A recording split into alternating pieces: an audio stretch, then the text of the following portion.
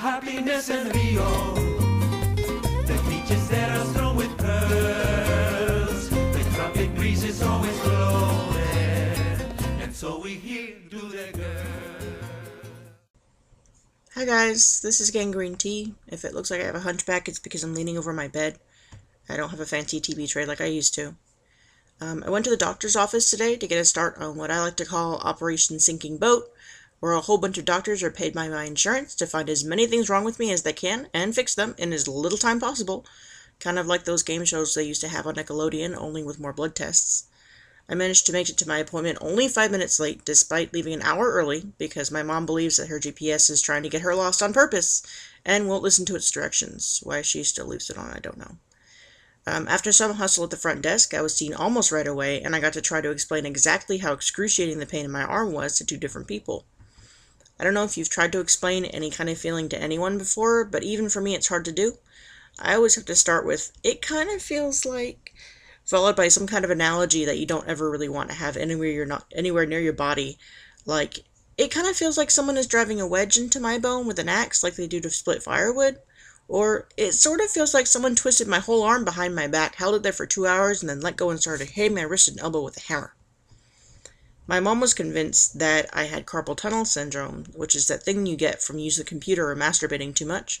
Problem is, all of the pain in my left hand is in my left hand and arm, and I don't even use that arm to pick my nose, much less navigate the web or draw or anything strenuous like I do to my pain-free right arm. I explained all of this to my doctor, who told me that it could be nothing, or it could be psoriatic arthritis. This is sort of like saying it could be nothing, or you could be on fire. Psoriatic arthritis is sort of a big deal. I already have psoriasis, which is an autoimmune disorder that manifests as a really, really hideous skin condition. You can look it up on Google. It's spelled, how is it spelled? Psorias, I think? No.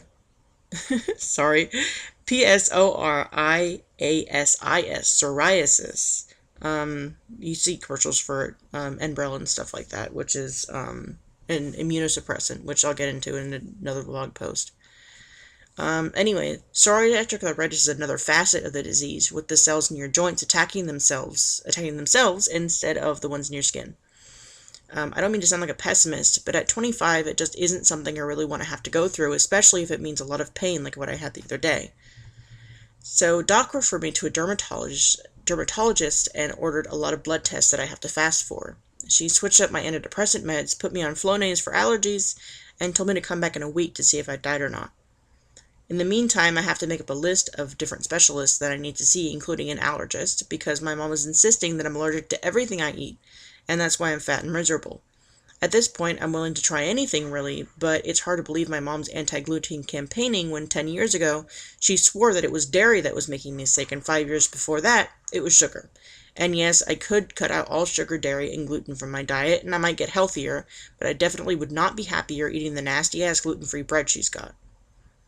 I'm also going to see a fancy eye doctor, and probably a gastroenterologist, which is a doctor who would tell me why I poop so damn much, and see if he can put a stop to it. If I have any dignity left after that, I'll go see an OBGYN who can crank me open and shine a flashlight around my uterus to see if I have anything funny going on in there. The best part about going to a new doctor's, though, is telling them my method of birth control is being a lesbian. It's really hard to get pregnant without a penis helping. After the doctor's, my mom and I went to a woo-woo shop in downtown Folsom and looked at all the crystals and books about angel-sponsored healing and the new vibration of the world in 2012. It smelled good in there, but my mom suspected that they weren't real woo-woo people, just fake ones who sold crystals for the man, and her own local woo-woo shop was better. They let me poop in their bathroom, so I liked them. Also, the bathroom looked sufficiently woo-woo, even though it was in an employees-only area. So that was my day, or most of it anyway. The rest of it was spent driving around with my mom and listening to my iPod with Leonard Nimoy reading selected shorts really, really loud on my mom's car radio.